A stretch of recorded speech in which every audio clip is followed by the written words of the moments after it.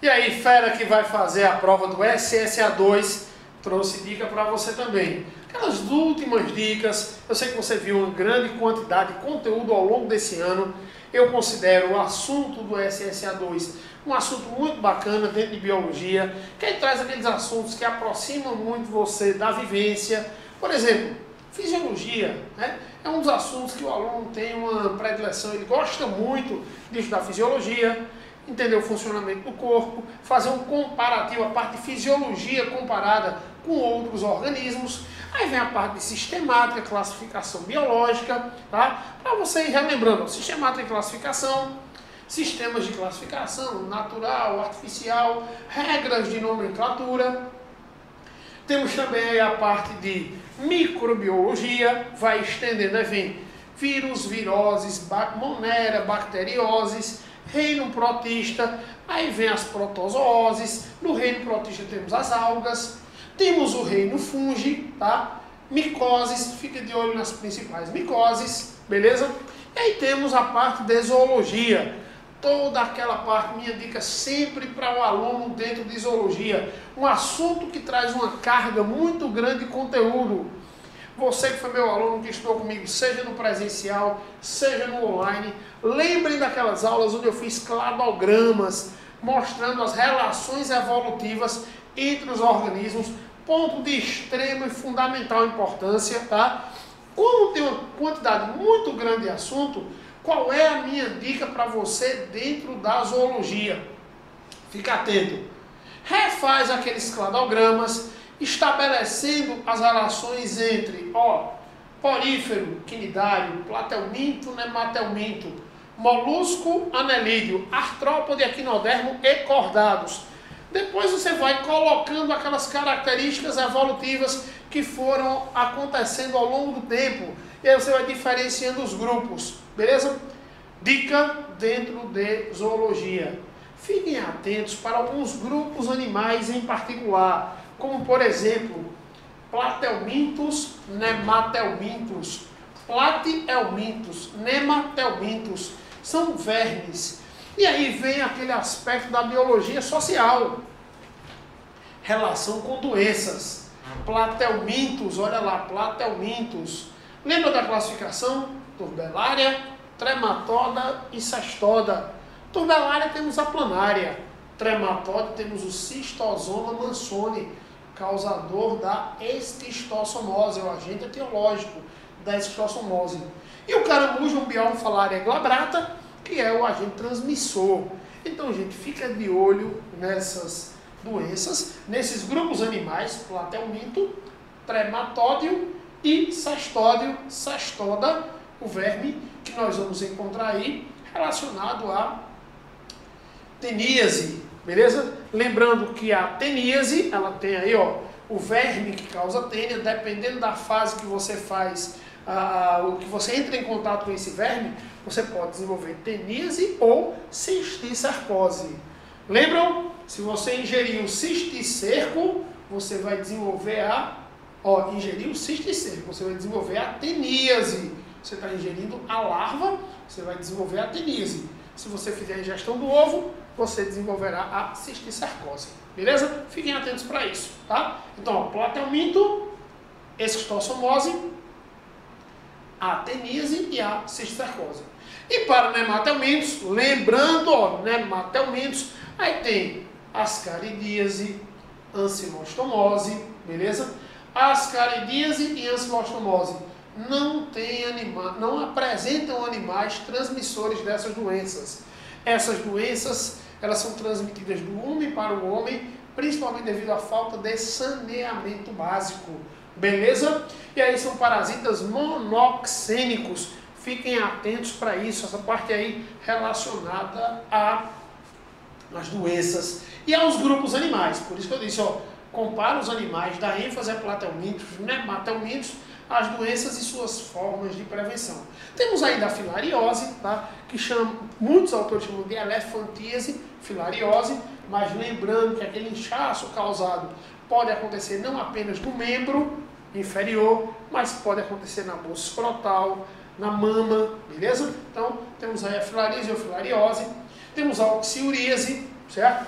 doenças causadas por vermes nematelmintos. Então, atençãozinha especial, beleza? Aí, porífero, quinidário, platelminto, nematelminto, vem o grupo dos moluscos, que em alguns casos tem aquela concha, que é um exoesqueleto incompleto, essa concha.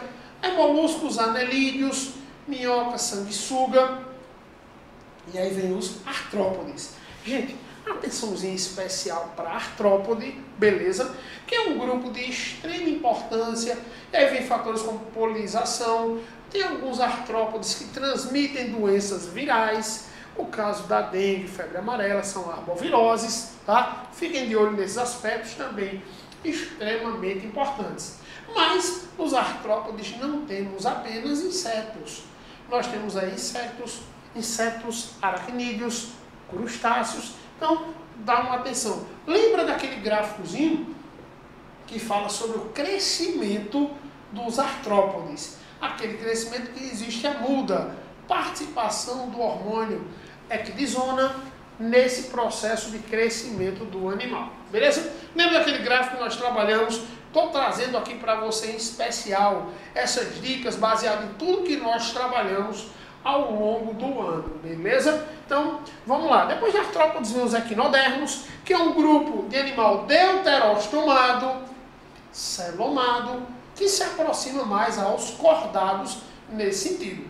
Por que ele é deuterostomado? Porque na fase de gastro, o blastóporo, que é aquela estrutura que dá acesso ao arquêntero, dará origem inicialmente ao ânus. Beleza? E aí, entrando no grupo dos cordados, lembra daquelas características gerais de cordados. O que é que todo cordado tem que ter? Notocorda, tubo nervoso dorsal, cauda pós-anal e fendas faringianas. Aí temos os urocordados com a assídia, o cefalocordado com a fioxo, tá? E o grupo vertebrata ou craniata, como deve ser chamado, porque nem todo vertebrata tem vértebra, lembra da nossa aula, e faz aquele cladogramazinho, mixine, petromizotide, condrite, osteite, anfíbios, répteis, mamíferos e aves, beleza? Faz aquelas relações, lembra quais são os aspectos principais de mudanças desses animais, beleza? Para os peixes, de uma maneira genérica, generalizando o termo, dá uma olhadinha nas características diferenciais entre condrites, osteites. Lembrando que o osteite tem bexiga natatória, o condrite não tem, posição da boca, tipo de escama, tudo isso aí vai estar relacionado ao grupo, mostrando esses principais diferenciais. A transição da água para a terra com os anfíbios, os principais grupos de anfíbios, fiquem ligados, é extremamente importante, tá certo? E aí a evolução, domínio efetivo do ambiente terrestre, que acontece com o grupo dos répteis. E aí nós temos os répteis dando origem a mamíferos e as aves. Tá? Então fiquem de olho, mamíferos e aves, animais homeotérmicos, faz aquele comparativo do coração do peixe até o coração dos mamíferos, a evolução anatômica e funcional dessas estruturas extremamente importante. Beleza? E aí, nós temos um assunto não menos importante também que aparece na prova, o assunto de botânica. Né? Mais uma vez, começa a ter o estudo em botânica, fazendo aquele cladograma, comparando os grupos, que são briófitas, pteridófitas, gimnospermas e angiospermas. Quando eu uso grupo, eu estou fazendo uma classificação genérica. Se nós pensarmos em filos, na verdade, você sabe que na botânica nós temos 12 filos, mas que nós dividimos em grupos briófitas, pteridófitas, gimnospermas e angiospermas. Então faz aquele comparativo entre as características evolutivas, gametófito, esporófito, fase de duração, presença de vasos, se tem ou não órgãos reprodutores visíveis. Se tem órgãos reprodutores invisíveis, são fanerógamas. Se não tem, são criptógamas. Então fique atento para esses aspectos aí. Lembrar da estrutura reprodutiva das angiospermas, com ênfase nesse grupo, que é a flor, que em muitos casos trouxe o atrativo, que foram as pétalas, chamando a atenção de insetos, animais capazes de enxergar cores. Por isso que eu falei lá atrás, para você dar uma atenção especial ao grupo dos artrópodes insetos. Beleza? Então, gente, uma olhadinha também, fica atento para a parte de fisiologia vegetal, hormônios vegetais, auxina relacionada ao crescimento por alongamento, citocinina relacionada ao crescimento por divisão celular, giberelina tem participação em ambos os processos, tanto no crescimento como na divisão. E, gente, lembrando do etileno, está associado ao amadurecimento de frutos, tá? Extremamente importante. E o ácido abscísico, que prepara a planta para situações difíceis, mantendo a dormência da semente, por exemplo. Então fiquem atentos para esses hormônios vegetais, uma parte extremamente importante, beleza? Botânica, tá? Fica ligado, pontos fundamentais aí. Massa? Então, gente, seguindo, vê bem. Eu trouxe aqui algumas dicas com relação, por exemplo, drogas e o sistema nervoso, tá? Ponto importante essa classificaçãozinha aqui, ó. As drogas podem ser classificadas em estimulantes, depressoras e perturbadoras do sistema nervoso. Vou citar aqui alguns exemplos, tá? Drogas que mantêm o sistema ativo, estimulam o sistema nervoso. Ele vai fazer, essas drogas aqui, elas vão fazer uma analogia, tá? Elas vão ter uma relação com receptores de dopamina, de noradrenalina, epinefrina. Então essas drogas elas vão estimular o sistema nervoso, mantendo o indivíduo ativo. Claro, depois do uso vem aquela queda, mas essas drogas terão essa atividade. Então, quais são as drogas que vão atuar estimulando o sistema nervoso? Olha só, o que é que nós temos aqui, ó? Vamos lá. Aí, olha só, as drogas podem ser classificadas em estimulantes, depressoras e perturbadoras, beleza? Aí, olha só, por exemplo, as drogas estimulantes, elas vão manter o sistema nervoso em alta atividade. Elas vão ter uma relação funcional com os receptores de dopamina, noradrenalina, epinefrina, beleza? E quem são essas drogas estimulantes? Olha, que estimula anfetaminas,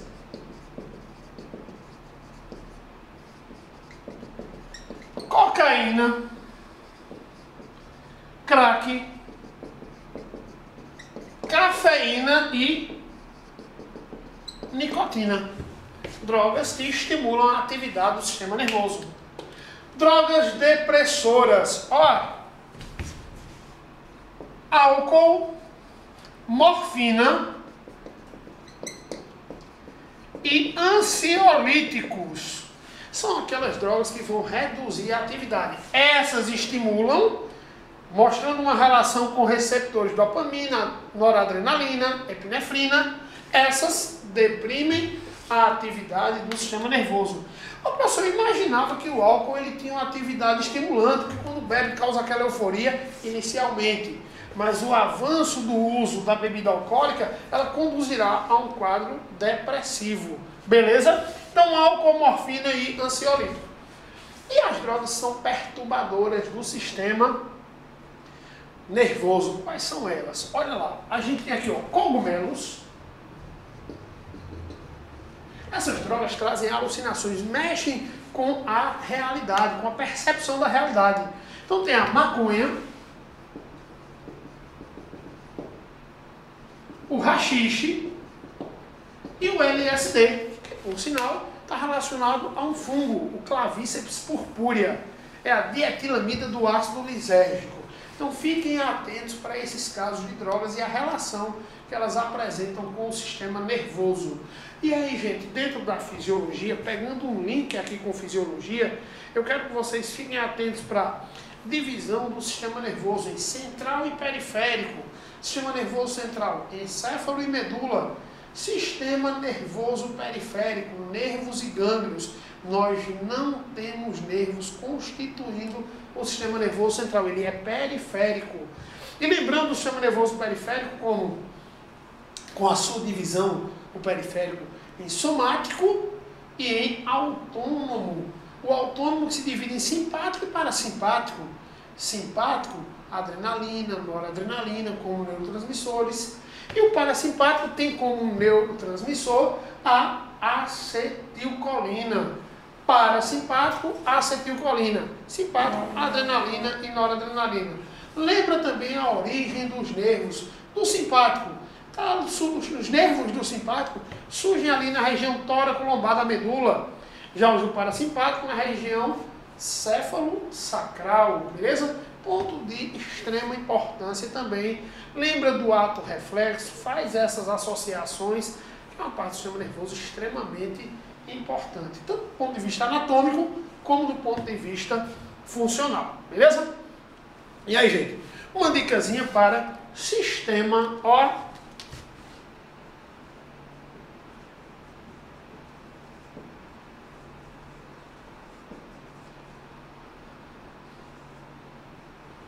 Sistema locomotor. Vê bem, você que fez o SSA1 ano passado, você já vem com conceitos básicos, por exemplo, de tecido ósseo, tecido muscular, tá? Mas aí a gente vai trazer um pouquinho agora de uma relação anatômica para você com relação a tecido ósseo e tecido muscular, beleza? Eu vou indicar para você também, tá? Depois que você assistir essa aula, eu vou colocar uma aula aqui no meu canal com o sistema locomotor, para você dar uma verificada nesse conteúdo um pouquinho mais além, beleza? Você aí que está próximo à prova do SSA2, você vai dar essa olhada, essa aula vai estar aberta, vai estar disponível para quem vai fazer essa prova. Mas vamos lá. O sistema locomotor, ele é formado por ossos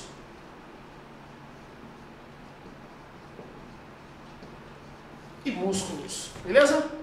O nosso sistema esquelético, formado por ossos. Nosso esqueleto, ele traz o esqueleto axial, que é esse eixo onde nós temos o crânio e as vértebras. Vértebras cervicais, torácicas, lombares e sacral, tá? O osso sacro. Então nós temos 8 vértebras cervicais, 12 torácicas, ó, 8 cervicais, 12 torácicas, 5 lombares e uma que é a fusão dos ossos, o osso sacro, tá? Ele vem da união de ossos. Então, isso aqui constitui o nosso esqueleto axial, onde eu tenho o crânio, os ossos da face, com a mandíbula como principal osso, tá? E as vértebras. E temos o esqueleto apendicular, que são os braços e as pernas.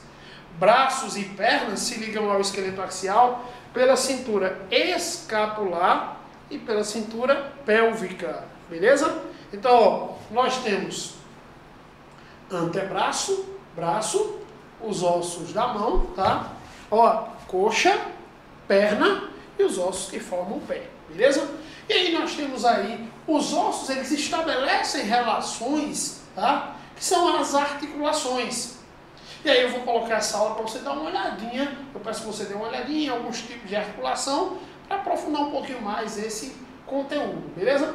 E temos a relação músculo com osso, que se dá a partir dos tendões, que você viram no ano passado na aula de tecidos conjuntivos. Tecido conjuntivo propriamente dito, denso, modelado, tá? Que vai fazer essa relação músculo-osso, beleza? Tendões. Osso se liga a osso a partir de ligamentos, beleza? Aí, vê só, gente. Nosso músculo, ele não estará, na verdade, completamente relaxado. A gente nunca tem um músculo completamente relaxado.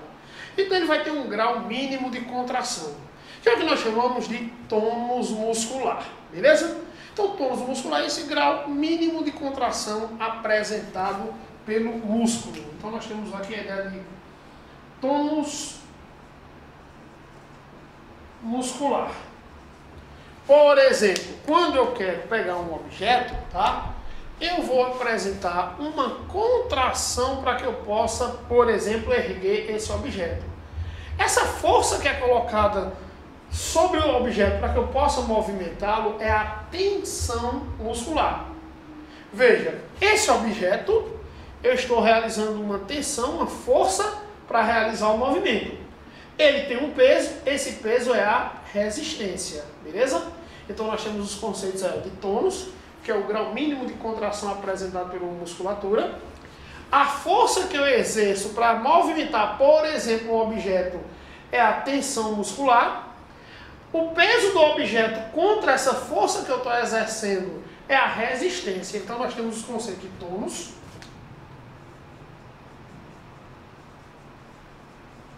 tensão muscular, beleza? E temos a resistência, que é a força contrária que o objeto está apresentando em relação à minha contração. Por exemplo, ó, nessa contração aqui, ó, a minha força, a minha tensão está superando a resistência e meu músculo está se movimentando, beleza? Em alguns casos, a gente vai movimentar, a gente vai tentar movimentar um objeto, mas a resistência se mostra maior do que a força, do que a tensão que eu estou exercendo. Por exemplo, nesse caso, como a minha tensão está superando a resistência, eu tenho um tipo de contração que eu vou chamar de isotônica. Na contração isotônica, eu tenho encurtamento do músculo. Por quê? Por que o músculo encurta? Porque a minha tensão supera a resistência. Se eu tenho uma resistência maior do que a tensão, o músculo não vai movimentar, ou melhor, ele não vai ter alteração do comprimento. É o que a gente chama de contração isométrica. Atenção, se a tensão supera a resistência, contração isotônica. Se a resistência é maior do que a tensão, não tem encurtamento da fibra, então a gente tem a contração isométrica. Beleza? Então, são relaçõezinhas interessantes, que o aluno, que é interessante que ele tenha esses pontos aí em mente. Lembre que o músculo ele exerce naturalmente uma atividade aeróbia. Em casos extremos, ele pode realizar um processo anaeróbio, que é a fermentação lática, com a produção de ácido lático, que poderá conduzir à cãibra, beleza? Então, gente, vê só, nós temos aí os pontos principais. Uma outra dica que eu coloco para você, fique de olho nisso, tá? São alguns distúrbios relacionados à atividade do sistema digestório. Recentemente eu fiz aulas de revisão, coloquei a ideia de bulimia, anorexia. Faço uma relaçãozinha também com obesidade, tá? Doenças associadas, por exemplo, ao sistema cardiovascular, como aterosclerose, hipertensão, AVC, tá? Pontos aí de fundamental importância, certo? E aí, gente, na aula de sistema endócrino ao longo do ano, nós falamos sobre o processo de reprodução na espécie humana, anidação, gravidez, riscos da gravidez, fiquem atentos para riscos da gravidez de maneira precoce. O corpo da mulher está em formação, né, quando ainda está na fase adolescente, então aquela gravidez precoce ela pode naturalmente trazer riscos tanto para a mãe como para a criança, beleza? Então, gente, conteúdo aí do SSA, conteúdo enorme, muita coisa, mas um conteúdo muito gostoso, tá bom? Vou colocar para vocês uma aulazinha aqui de locomotor. Depois que você assistir essa aula, você vai assistir essa aula de sistema locomotor e aí você vai estar bem tranquilo com relação aos conteúdos, beleza? Para 2023 estaremos aí aqui na cidade de Caruaru com turmas presenciais e para outros locais do Brasil teremos aí nossas turmas online, beleza? Te desejo uma excelente prova e muito sucesso. Um grande abraço a todos.